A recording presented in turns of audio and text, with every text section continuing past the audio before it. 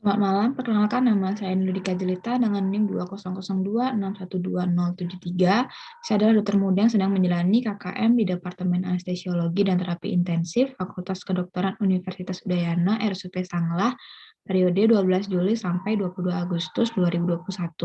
Pada kesempatan kali ini, saya akan membawakan sebuah materi dengan judul Critical Care Medicine.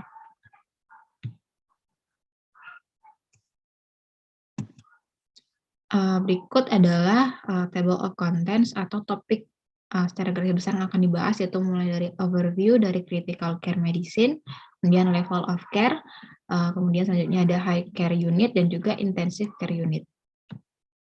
Pertama mulai dengan overview dari critical medicine, menyangkut tentang definisi dan klasifikasi. Dari definisinya, critical care medicine adalah sebuah cabang ilmu kedokteran yang berfokus pada perawatan pasien dengan kondisi yang sakit berat atau mengancam nyawa dan melibatkan multiprofesi.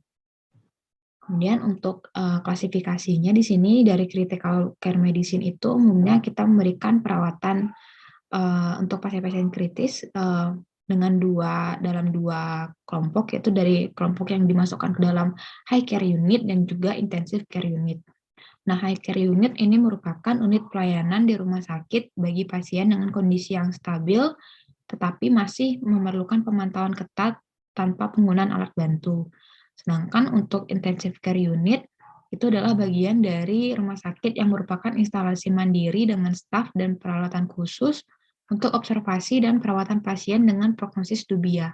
Prognosis dubia di sini dimaksudkan adalah prognosisnya yang tidak pasti, di mana kemungkinan pasiennya bisa kembali pulih atau bahkan dubia malam atau pasiennya malah mengalami pemburukan. Kemudian dalam critical care medicine atau yang biasanya juga identik dengan intensive care unit atau ICU, umumnya kita juga selain melakukan perawatan juga melakukan monitoring. Monitoringnya diantaranya ada dua, ada yang non-invasif dan juga invasif. Untuk yang non-invasif, monitoringnya menyangkut tentang vital sign, kemudian ada juga yang dapat memasangkan ekokardiogram, kemudian monitoring dari elektrokardiogram atau ECG atau EKG, kemudian elektroensefalografi atau EEG, pulse oximetry, thoracic electric bioimpedance, dan juga USG. Nah, kan untuk monitoring invasifnya itu diantaranya dapat berupa arterial line, venipuncture atau pengambilan darah, kemudian pemantauan tekanan intrakranial, intravesicular manometri, kemudian central line dan peripherally inserted central catheter, bronkoskopi, hingga kateter arteri pulmonalis. Nah, untuk komplikasi yang umum terjadi selama perawatan dalam perawatan yang intensif, itu dapat terjadi acute renal failure, atau oleh karena pemasangan kateter, itu dapat terjadi catheter associated bloodstream infection, atau bahkan pemasangan kateter urin itu dapat menyebabkan catheter associated urinary stream infection. Kemudian juga dapat terjadi komplikasi delirium, perdarahan gastrointestinal, pressure ulcer, kemudian venous thromboembolism, dan apabila pada pasien yang menggunakan ventilator dalam jangka waktu yang lama dapat terjadi ventilator associated pneumonia atau ada juga ventilator induced barotrauma. Nah, selanjutnya kita akan masuk ke level of care, di mana level of care ini adalah tingkatan perawatan yang disediakan oleh rumah sakit. Umumnya ada beberapa tingkat perawatan yang digunakan, yaitu yang pertama dari level 0, di mana kondisi pasien stabil dan umumnya perawatannya akan dilakukan di ruang perawatan. Nah, untuk level 0 ini biasanya pasien mempunyai tanda-tanda vital yang stabil, kemudian progresivitas penyakitnya juga stabil, tidak perlu terapi dan perawatan yang ketat. Dan perawatannya ini umumnya di ruang perawatan itu bisa dibantu dengan anggota keluarganya. Jadi anggota keluarganya membantu untuk memantau keadaan pasien, dan apabila anggota keluarga sudah tidak bisa menanganinya, maka kemudian dapat memanggil bantuan dari tenaga medis. Kemudian untuk level 1 di mana kondisi pasiennya tidak stabil, dan perawatan dengan peralatan atau tenaga medis tambahan. Jadi untuk level 1 ini pasiennya tidak stabil secara fisiologis dan juga tanda-tanda vitalnya dikatakan tidak stabil. Untuk level 2 yaitu pasien yang membutuhkan bantuan atas kegagalan satu sistem organ. Biasanya ini dimasukkan pada pasien post-operasi atau dengan penyakit tertentu. Dan untuk pasien-pasien yang masuk dalam intensive care unit biasanya pasien yang berada pada level 2 ini. Dan yang ketiga ada level 3, yang keempat maksud saya ada level 3, yaitu pasien yang butuh monitor dan bantuan atas kegagalan dari 2 atau lebih sistem organ. Ini biasanya pasien yang kondisinya lebih parah dan pasien yang mengalami multi organ failure. Jadi pada level 3 ini biasanya pasien itu memerlukan perawatan di ICU dengan spesialisasi khusus, misalnya ICCU atau Intensive Care Cardiac Unit. Dan untuk yang ketiga, tadi yang di awal dikatakan bahwa critical care medicine atau perawatan intensif itu dapat dibagi jadi high care unit dan juga intensive care unit. Sekarang kita akan bahas lebih spesifik tentang high care unit dan juga intensive care unit. Dimulai dengan yang high care unit terlebih dahulu. Dari definisinya, high care unit atau biasa disingkat dengan HCU, ini merupakan unit pelayanan di rumah sakit bagi pasien dengan kondisi yang stabil dari respirasi, hemodinamik, dan kesadarannya stabil, namun masih perlu pengobatan, perawatan, dan pemantauan secara ketat, tetapi tanpa penggunaan alat bantu, misalnya ventilator ataupun dan terapi titrasi. Tujuan dari HCU ini adalah untuk mengetahui secara dini tentang perubahan yang membahayakan agar pasiennya dapat segera dipindahkan ke ICU. Nah, jadi high care unit ini dia tingkat perawatan yang pasiennya itu berada di antara ICU dan ruang rawat biasa. Nah, untuk tipe dari HCU ini ada 3. Yang pertama ada separated or conventional or freestanding HCU. Ini berarti HCU yang berdiri sendiri terpisah dari ruang ICU. Dan yang kedua ada integrated HCU, di mana ini adalah high care unit yang menjadi satu dengan ICU. Dan yang ketiga ada parallel high care unit, yaitu yang terletak bersebelahan dengan ICU. Nah, untuk ruang lingkup dari pemantauan selama perawatan di HCU ini adalah pemantauan tentang tingkat kesadaran, pemantauan fungsi pernapas dan sirkulasi minimal 4 jam, kemudian oksigenasi menggunakan oximeter continue, pemantauannya, kemudian keseimbangan cairan, ini juga minimal 4 jam. Kemudian selanjutnya susunan tim pelayanan di high care unit. Jadi dalam high care unit itu ada susunan tim pelayanan. Di antaranya ada koordinator, di mana koordinatornya itu umumnya adalah dokter spesialis yang telah mengikuti pelatihan dasar ICU. Dan ada anggota, di mana anggotanya adalah dokter spesialis atau dokter yang telah mengikuti pelatihan BLS, Basic Life Support atau Advanced Life Support. Kemudian ada juga perawat yang telah mengikuti pelatihan BLS dan dapat menggunakan peralatan monitor. Nah, idealnya rasio perawat dan pasien itu sebaiknya 1:2. Jadi, satu perawat bertanggung jawab atau memonitoring 2 pasien yang dirawat di HCU. Nah, untuk tindakan medis yang dilakukan HCU itu biasanya apa saja? Jadi, umumnya tindakan medis yang dilakukan itu adalah yang pertama, bantuan hidup dasar dan lanjut, BLS dan ALS, di mana meliputi dari jalan napas atau airway. Bila perlu dapat dengan menggunakan alat bantu jalan napas, mungkin bisa mulai dari yang sederhana seperti face mask atau mungkin OPA, kemudian bisa juga dengan yang advance, yang lebih lanjut.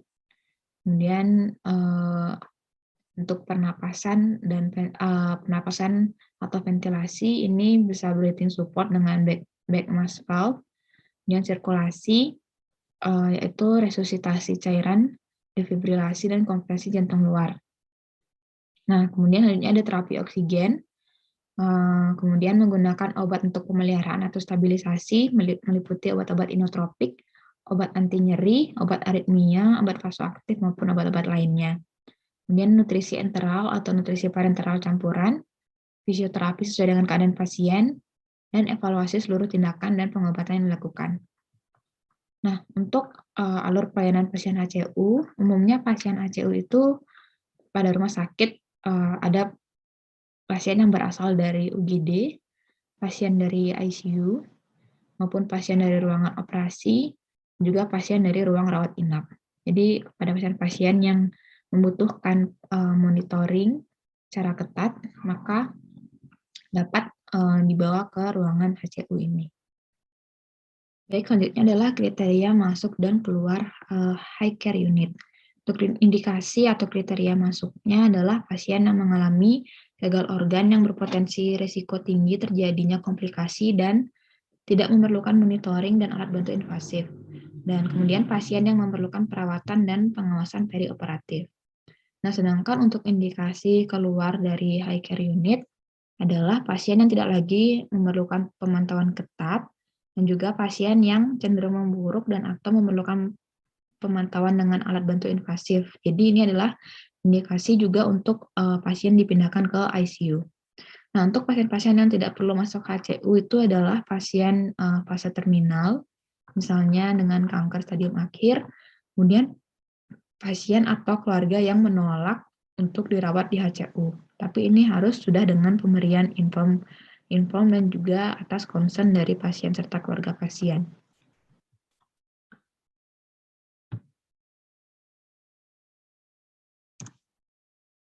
Baik, selanjutnya untuk contoh kasus indikasi masuk ke HCU adalah yang pertama dari sistem kardiovaskular, misalnya pasien dengan miokard infark yang mengalami gangguan irama jantung. Jadi ini dimasukkan ke dalam hemodinamik, tapi hemodinamiknya stabil. Kemudian hipertensi urgensi tanpa gagal organ target. Kemudian dari sistem pernapasan, misalnya pasien dengan gangguan pernapasan dengan fisioterapi intens dan agresif. Apabila terjadi gagal napas, maka akan segera dipindahkan ke ICU. Selanjutnya adalah dari sistem saraf, itu contohnya pasien yang mengalami stroke yang stabil dan perlu hisap lendir yang berkala. Kemudian dari sistem saluran pencernaan, misalnya perdarahan saluran cerna bagian atas, namun tanpa hipotensi ortostatik dan berespon dengan pemberian cairan. Kemudian dari proses pembedahan, misalnya pasien dengan pasca bedah besar, dengan hemodinamik yang stabil dan masih memerlukan resusitasi cairan. Kemudian dari kebidanan dan kandungan atau OBGYN, itu contohnya pasien yang preeklamsia pada kehamilan. Nah, baik, yang keempat, selanjutnya kita akan membahas tentang intensive care unit. Intensive care unit atau biasanya disingkat dengan ICU, ini adalah instalasi khusus untuk observasi, perawatan, dan terapi pasien dengan penyakit atau cedera yang mengancam atau potensial mengancam nyawa dengan prognosis yang dubiah. Jadi ICU ini menyediakan kemampuan tenaga medis dan sarana yang mampu menunjang fungsi vital pasien dalam kondisi tersebut, yaitu kondisi yang mengancam nyawa atau potensial mengancam nyawa. Nah, untuk klasifikasi pelayanan ICU di sini ada 3. Yang pertama, ICU primer, di mana pada pelayanan ICU primer ini dilakukan resusitasi dan memberikan ventilasi bantu dalam waktu kurang dari 24 jam. Kemudian melakukan pemantauan jantung. Dan untuk yang ICU sekunder, yaitu memberikan ventilasi bantu lebih lama dan melakukan bantuan hidup lain tetapi tidak kompleks. Sedangkan pada pelayanan ICU tersier, ini melaksanakan semua aspek perawatan atau terapi intensif. Nah, untuk ruang lingkup pelayanan ICU, di sini ada 4. Yang pertama, diagnosis dan tata laksana penyakit yang mengancam nyawa. Jadi pasien yang datang akan didiagnosis dan diberikan tata laksana atas berbagai diagnosis ataupun permasalahan dialami oleh pasien.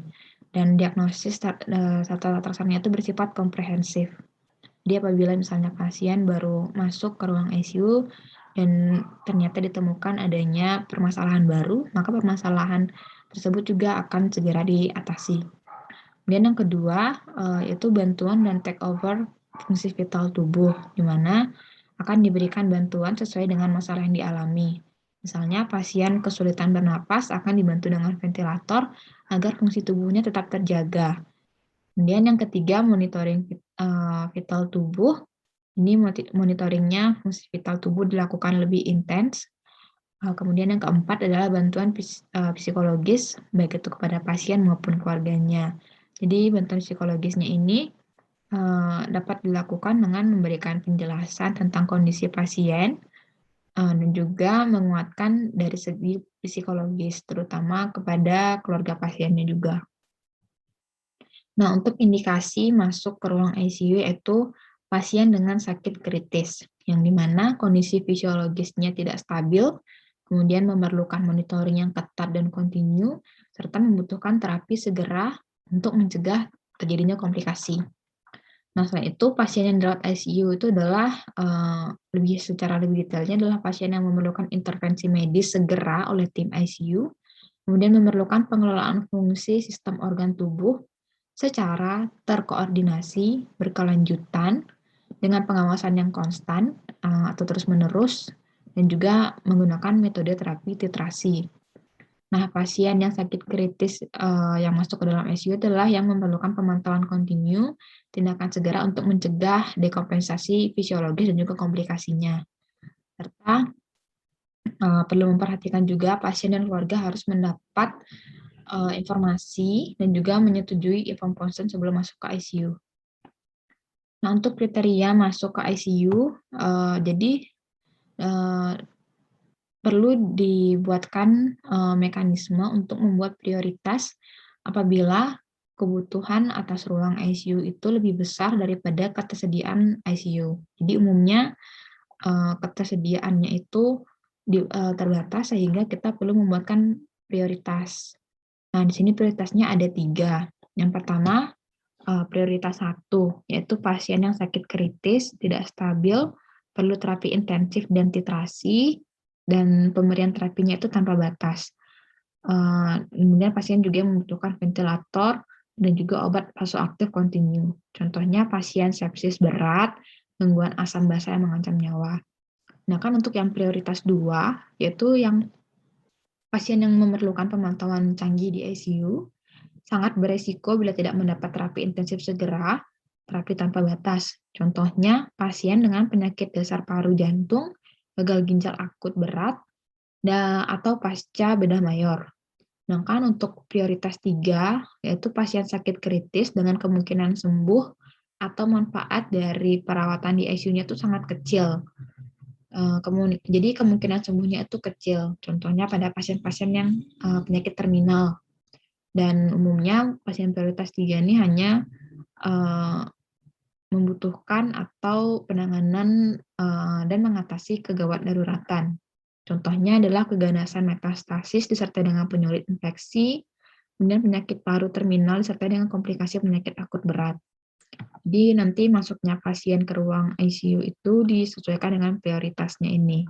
Prioritas 1, kemudian prioritas 2, lalu prioritas 3. Nah, pengecualian, di sini ada pengecualian pertama adalah DNR atau do not resuscitation untuk pasien yang mengajukan DNR, kemudian pasien dengan vegetatif permanen, dan pasien yang mati batang otak. Ini tidak masuk ke dalam prioritas ini karena sewaktu-waktu fasilitas ICU dapat diberikan kepada pasien dengan prioritas 1, 2, 3. Jadi apabila pasien itu sudah memenuhi 3 kriteria ini, sewaktu-waktu ICU-nya akan diberikan kepada pasien dengan prioritas 1, 2, dan 3. Oleh karena kemungkinan keberhasilan dan kemungkinan hidupnya itu lebih besar. Kemudian untuk indikasi keluar dari ICU, yang pertama itu adalah berdasarkan dari pertimbangan medis dari tenaga medis ICU, yang dimana kondisi fisiologisnya stabil, tidak memerlukan monitoring yang ketat dan kontinu, dan tidak membutuhkan terapi segera untuk mencegah komplikasi. Dan yang kedua, pasien dapat dirawat di HCIU atau dengan ruang perawatan biasa. Dan yang ketiga yaitu apabila pasien dengan status fisiologisnya yang memburuk, yaitu diantaranya terapi intensifnya gagal dan tidak ada perencanaan terapi lebih lanjut. Kemudian kemungkinan untuk pulih sangat kecil atau keuntungan dari terapi intensifnya sangat sedikit. Jadi ini adalah merupakan salah satu indikasi keluar dari ICU. Tapi ini juga perlu informasi dan juga penjelasan kepada keluarga pasien. Nah, untuk pasien yang dalam pemantauan di ruang ICU itu adalah pasien dengan risiko tinggi menjadi keadaan yang mengancam nyawa, misalnya post-open heart surgery atau bayi yang prematur, kemudian kondisi yang mengancam nyawa, yaitu infark miokard akut, kemudian pasien dengan sistem regulasi yang tidak stabil, yaitu pasien dengan sistem respiratori yang ditekan oleh overdosis atau anestesi, serta pasien dengan status fisiologis kritis, misalnya trauma multiple atau shock sepsis. Jadi pasien inilah yang perlu pemantauan lebih ketat, dan juga pemantauannya umumnya dilakukan di ruang ICU tersebut. Nah, untuk sarana dan prasarana dari ICU, diantaranya dari lokasi, umumnya dia satu kompleks dengan IBS atau instalasi bedah sentral, serta recovery room, dekat dengan UGD, laboratorium, dan juga radiologi. Nah, untuk desainnya, umumnya itu dia terisolasi, dan ukurannya sekitar 12-16 meter persegi per tempat tidurnya untuk yang terbuka, kemudian 16-20 meter persegi untuk per tempat tidurnya untuk yang tertutup, dan jarak antar tempat tidur 2 meter apabila dalam satu ruangan itu terdapat beberapa tempat tidur, serta tersedia tempat cuci tangan. Nah, untuk lingkungannya dalam ruangan itu suhunya umumnya dipertahankan 22-25 derajat Celcius dengan kelembaban 50-70%, serta juga terdapat fasilitas penunjang lainnya. Nah, fasilitas penunjang lainnya diantaranya itu adalah adanya ventilator, suction, akses vaskuler, alat-alat untuk monitoring, itu yang invasif dan juga non-invasif, kemudian tersedia defib, serta obat-obatan emergensi, kemudian alat pengatur suhu, drain, sharing pump, tempat tidur, lampu tindakan, continuous renal replacement therapy.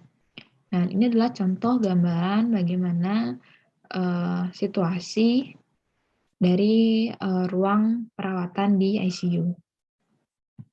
Baik, sekian presentasi saya tentang critical care medicine. Atas kekurangan maupun kesalahannya, mohon maaf. Semoga ini bermanfaat bagi teman-teman semua.